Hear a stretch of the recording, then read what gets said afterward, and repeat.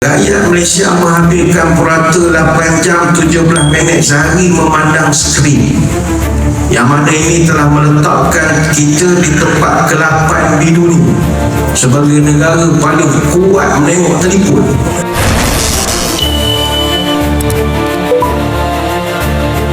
Masuk lengkap tahu Ustaz. Oh, masuk lengkap je lah, mana pula masuk lengkap je. Rupanya geng Felda New Zealand marah. New Zealand tu pengasal dengan negara lengkap. Felda New Zealand teruk lah. Ilaha illallah. Saya ingat masjid kalau ada kelapangan beli skrin besar satu, boleh buat tayangan big screen. Yang garang-garang marah tu peduli ke lah, kita nak beramai kau orang buat skrin besar. Boleh budak-budak muda datang tengok bola pukul 3 semayang, ada sedia sikit karipap sebiji tu, suka dia tuan-tuan. Sebab sekarang penyiar rasmi RTM penyiar bersama Unify TV dah penyiar rasmi 140 semua RTM punya. Dulu tak boleh, sebab dulu swasta. Kami dulu di Masjid Negeri Pahang tahun 2022 pernah buat tayangan Piala Dunia di masjid negeri. Tapi tak sampai sebulan dapat teguran lisan daripada pihak syarikat itu. Dia mengatakan bahawa penganjuran tontonan secara publik tertakluk kepada Akta A1645 pindahan Seksyen 43A Subseksyen 43A/3. Oh, macam salah dah kesalahan. Aku takut pula dah.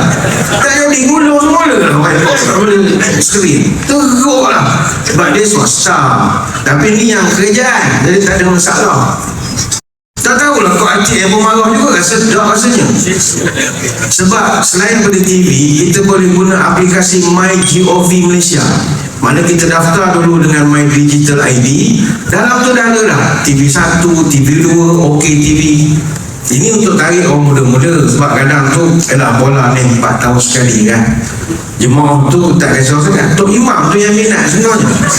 Dalam jumpa tu Jerman punya jersey pun semangat dia tu, menggelitik dia dengan orang sorok ke dia mamak tu. Dia kata geram tu nak pergi, tapi Tok Imam tu dia join lah. Dan insyaAllah tak lama lah sebelum 9 suku kita berhenti, kena nak tidur awal sikit malam ni. Hadirin hadirat sekalian, tadi kita cerita tentang kita ni takkan boleh berubah dan takkan boleh berhijrah selagi kita memiliki satu masalah yang dah lama Allah Ta'ala sebut, jangan bodoh. Selagi kita duduk dalam kejahilan dan kebodohan, selagi itulah kita takkan mampu berubah, buatlah apa pun.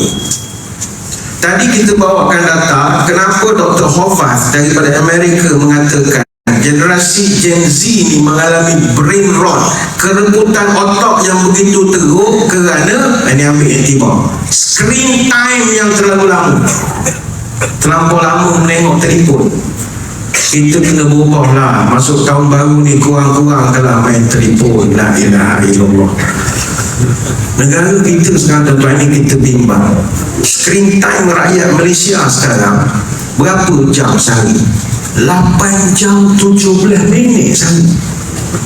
Tinggi. Ini kajian dibuat tahun 2024. Rakyat Malaysia menghabiskan purata 8 jam 17 minit sehari memandang skrin, yang mana ini telah meletakkan kita di tempat ke-8 di dunia sebagai negara paling kuat menengok telefon.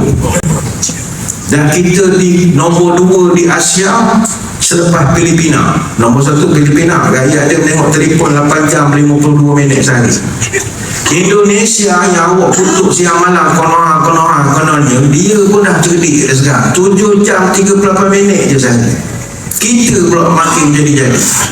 Maknanya orang Malaysia hampir separuh masa sedar dan waras adalah depan skrin.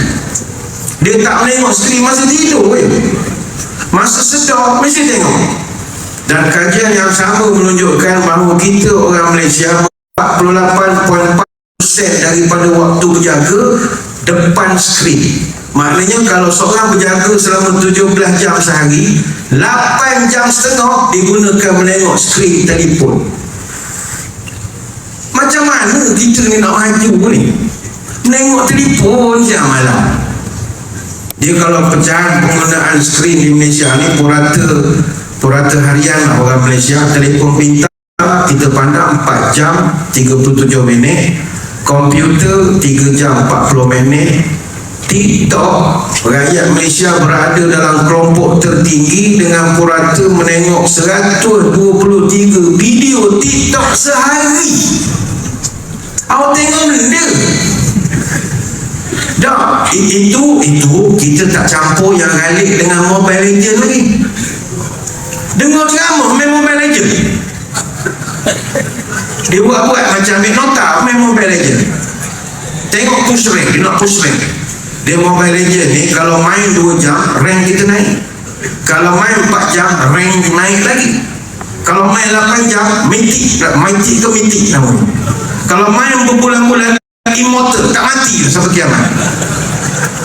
Dah tak kisahlah awak nak duduk 8 jam ke 10 jam, itu awak punya pasal lah. Zaman sekarang ironinya kita boleh baca WhatsApp tiap hari, menonton TikTok berjam-jam, mengulas politik setiap malam, tapi masih gagal membezakan mana fakta dengan auta. Tak boleh beza. Kita masih gagal menyemok sumber, gagal memahami konteks, gagal mengenal pasti manipulasi emosi. Maka lahirlah satu fenomena sekarang yang dipanggil masyarakat kita kaya maklumat tapi miskin penilaian. Masalah sekarang rakyat kita bukannya kekurangan maklumat. Masalah dunia sekarang adalah terlalu ramai manusia terima maklumat tapi tak boleh menilai maklumat. Kalau suruh ikra, baca tu baca buku, bukan baca WhatsApp. Tapi orang ni bila cerita budaya membaca nak puji negeri Perak sikit, bukan bodek, tidak, fakta kita cerita. Kementerian Perpaduan Negara melalui Perpustakaan Negara Malaysia dia buat kajian profil membaca rakyat Malaysia. Saya sampel dia besar tuan-tuan, sasaran dia 100,000 responden, yang berjaya capai 100,800 lebih responden. Mana beli lah data dia. Negeri yang memiliki peratus membaca tertinggi di negara kita, wilayah persekutuan 93.7%. Tak pelik, dia ada kemudahan banyak, akses senang, perhubungan, itu memberi kesan pada pembacaan. Banyak pesta buku dibuat apa semua. Negeri kedua paling tinggi tabiat membaca Selangor 92.7%. Tuan-tuan teka negeri mana dalam negara kita nombor 3 paling bagus selepas wilayah dan Selangor? Perak dan Rizwan.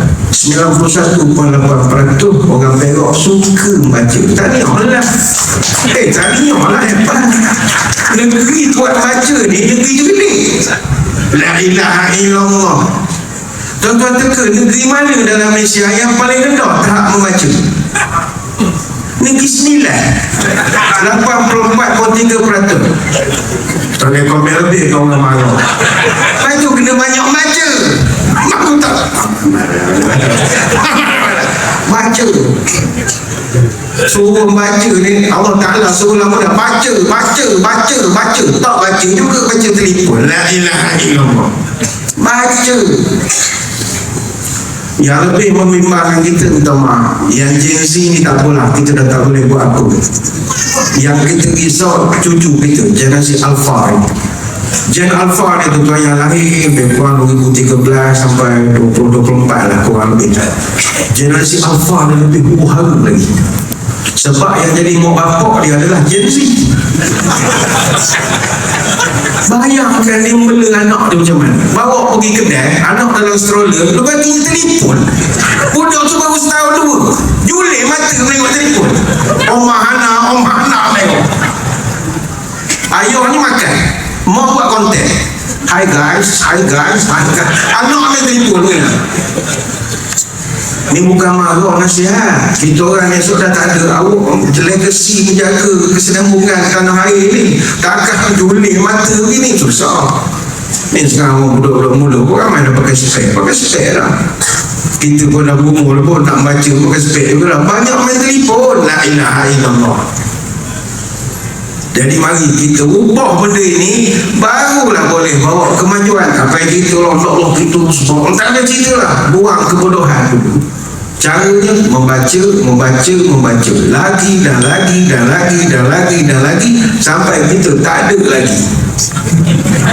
Baca, mesti baca. Buatkan satu display yang itu pula lah kajian lagi nak mengaturkan program ini pun dah bagus sekarang, program membaca sana sini dapat sehari setengah jam baca menjadilah baca. Dia baca ni bukan orang boleh kata saya baca tengok TV pun dapat ilmu, saya buka WhatsApp pun dapat ilmu. Dia bukan soal ilmu, soal dapat maklumat. Masyarakat sekarang kaya maklumat, kita sangat kaya maklumat, tapi maklumat betul ke tak betul? Maklumat terlalu banyak, semua benda nak diulas ni. Cerita salah adat Negeri Sembilan pun nak ulas, cerita lori 4 kereta pun nak ulas semua. Maklumat terlalu banyak, brain rot. Ini yang pertama. Yang kedua saya ingat yang terakhir, Nabi ni berhijrah. Sesampainya di tempat hijrah, yang pertama Nabi kita lakukan adalah membangun masjid. Ini selalu dengar orang klise lah, tiap-tiap tahun kita dengar, oh Nabi sampai Nabi bina masjid. Dia masjid ni maksudnya tempat sujud. Sujud ni bukan sujud secara harfiah ataupun fizikal, tapi kita sujud secara mental, secara spiritual. Orang yang menang dalam penghijrahan adalah orang yang mengallah. Itu mengallah. Dalam bahasa Melayu, mengallah itu disebut sebagai mengalah. Kalau kita ni hijrah tak ada perangai mengalah, sampai bila takkan berjaya. Sebab itu hidup mati kita lillah, billah, fillah, bismillah, alhamdulillah. Hidup kita untuk Allah, dengan Allah, kerana Allah, atas nama Allah, syukur nikmat Allah. Selesai masalah. Perkataan mengalah ni yang perkenalkan Sunan Kalijogo, Wali Songo. Ketika dia berdakwah di kalangan orang Jawa, dia dapat, maaf kalau ada orang Jawa di sini, dia dapat orang Jawa ni sombong sangat. Masa itulah sombong, sebab dia ada keraton kat Ulu, ada rakyat bawahan, gusti-gusti apa semua ni. Jadi dia tengok susah nak menyatukan antara puak-puak yang berbeza ini. Maka apa yang berlaku, dia perkenalkan satu istilah yang dipanggil sebagai mengalah. Kenapa? Orang Jawa masa tu prinsip hidup mereka menang mati, mengalah tak ada. Dia perjuangan menang mati, kalah tak ada. Jadi Sunan Kalijogo fikir, orang kalau tak nak kalah ni, memang dia nak menang memanjang, susah nak dakwah. Bayangkan netizen yang kita berlawan dalam komen, nak menang memanjang, nak raya, nak bayar, tak raya. Dia nak menang pagi, kita tak larat. Jadi Sunan Kalijogo fikir, macam mana nak suruh kalah? Tak nak. Dia buat satu istilah, mengalah. Ngalah ni kalau dalam bahasa Jawa, ngah ni maknanya menuju. Kalau ngalas itu menuju ke hutan, kalau ngawang menuju ke tempat tinggi, kalau ngalah itu menuju Gusti Allah. Jadi kita ngalah bukan kalah, tapi menuju Allah. Maka kalau semua orang ada sifat itu, sujud, tunduk, ngalah, tak lari kita. Ni dia menang sombong. Asyik nak menang sombong, tak boleh. Itu sujud, tunduk jiwa kita. Sebab itulah dalam Quran Allah Ta'ala berpuluh-puluh kali menyuruh, memerintahkan kita supaya sentiasa matlamat hidup ini cari redha aku je, maksud cari benda lain lah. Tunduk kepada aku, mengallah. Kalau bahasa yang mengalah sekarang, mengallah. Kalau kita tengok hadis yang pertama yang terkenal di dalam hadis 40 Imam An-Nawawi, hadis ini terkenal daripada Umar Al-Khattab radhiyallahu anhu. Dalam hadis itu menyebut, Nabi pernah bersabda, innamal a'malu binniyat wa innamal likulli imri'in ma nawa. Allahi wa rasulih hijratuhu ila Allah wa rasulih wa man kanat hijratuhu lidunya yusibuha aw imra'atin yankihuha fa hijratuhu ila ma hajara ilaih. Hadis Bukhari Muslim. Nabi menyebut Sesungguhnya setiap amalan itu diukur daripada niat. Ini hadis popular. Hadis ni dia panggil hadis hijrah. Apa sebab? Ada sebab wurud. Sebab wurud ni sebab diucapkan. Kalau Quran kita panggil sebab nuzul. Kalau hadis sebab wurud. Kenapa Nabi ucapkan? Kata Ibn Mas'ud, hadis ni Nabi ucapkan ketika para sahabat nak hijrah. Masa tu sahabat, bila Nabi buat announcement, okey, naklah kita semua berhijrah, siap-siap lah semua, masing-masing balik rumah packing barang lah. Masa packing, masing-masing ni excited, cepat, kita simpan barang dia sikit. Kenapa pergi sangat cepat? Kita kena hijrah lah cepat sikit. Orang Madinah ni duit banyak. Kalau kita niaga, boleh untung. Sini kita kena boykot. Jom cepat. Jadi dia dah nak pergi ke Madinah tu, dia ada campur sikit niat nak bisnes. Ada pula yang lain, cepat siap. Kenapa pula? Orang Madinah comel-comel, kulit putih mata hijau. Sini orang gelap-gelap, orang Mekah. Di sana boleh nikah kan? Ada cepat. Dia dah niat nak nikah. Sebab itu hadis ni dia panggil hadis Ummu Qis.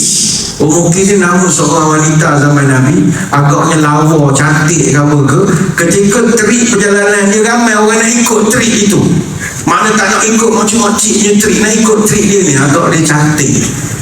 Jadi bila sampai cerita tu kepada Nabi, Nabi kumpulkan para sahabat. Nabi buat alignment balik lah, betulkan balik. Ada 7. Innamal a'malu binniyat. Ingat, amalan kita ni Tuhan tengok niat. Nabi betulkan balik niat. Tetapi Nabi kata apa? Siapa yang hijrah kerana perempuan yang dia nak kahwin, kahwinlah, dia dapat kahwin. Siapa yang hijrah kerana nak bisnes, dia akan dapat bisnes. Tapi siapa yang hijrah kerana Allah dan Rasul, dia akan dapat Allah dan Rasul. Pilihan di tangan kamu. Awak hidup nak apa? Nak Allah dan Rasul. Niatkan kerana Allah dan Rasul. Tanpa Allah kita tak ada. Tanpa apa? Tanpa aku, hanya Engkau wahai Tuhan. Jadi apabila sahabat dah dibetulkan elemen, barulah mereka fikir, ya juga kita betulkan balik niat kita. Maka marilah menempuh 1448 yang akan kita bermula lah malam esok, baca doa akhir tahun, awal tahun. Lusanya kita ada sambutan mahijrah peringkat negeri. Mari kita berfikir apa yang boleh kita contribute untuk membetulkan balik generasi kita sekarang. Kita kena berbuat sesuatu tuan-tuan, sebab kita tak lama umur kita. Kita nak mewariskan negeri negara ni pada orang muda-muda. Tapi kalau kita tinggalkan kepada generasi yang sekarang ni, yang brain rot, yang jadi rosak kerana kita, maka kita kena bertanggungjawab memperbetulkan balik. Alignment dia betulkan balik. Kemana nak dibawa kehidupan ini? Kurangkan screen time, banyakkan membaca. InsyaAllah contribution kita itu nanti didoakan bernilai jariah lah di sisi Allah Ta'ala. Banyak nak diceritakan, tapi saya kira sekadar itu sajalah sembang-sembang pada malam ini. Saya mengucapkan ribuan terima kasih di atas undangan. Mohon maaf sebarang kekurangan. Moga-moga kita bertemu pada lain-lain kesempatan. Sebelum berpisah, marilah kita menadah tangan berdoa. Moga majlis kita sama-sama diberkati ilahi hendaknya. A'udzubillahi minasyaitonirrajim. Bismillahirrahmanirrahim. Allahumma salli wa sallim ala sayyidina Muhammad salatan tukhrijuna biha min zulumatil wahmi. Allahumma amilna min amalin fi sanatil madiyah fa inna nastaghfiruka faghfir lana. Ya Allah, kami mohon ampun atas segala kelakuan kami sepanjang tahun yang lalu. Kami mohon padamu ya Allah, maafkanlah kesilapan kami. Fanas'aluka an tataqabbala minna wa la taqta' raja'ana minka ya karim. Ya Allah, terimalah segala perbuatan kami yang Kau redha sepanjang tahun ini. Janganlah dihampakan doa kami ini.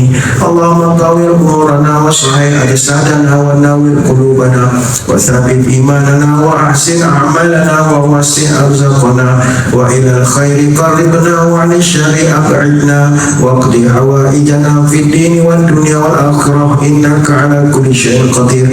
Ya Allah, panjangkan umur kami dalam keberkatan, sihatkanlah tubuh badan kami, sembuhkanlah penyakit-penyakit kami, terangkan hati kami, tetapkan iman kami, elokkanlah amalan kami, luaskan rezeki kami, dekatkanlah kami dengan kebaikan, jauhkanlah kami dari kejahatan, kabulkanlah segala doa kami sama ada dalam urusan agama, dunia atau akhirat. Subhanakallahumma wa bihamdika nasyhadu an la ilaha illa anta nastaghfiruka wa natubu ilaik.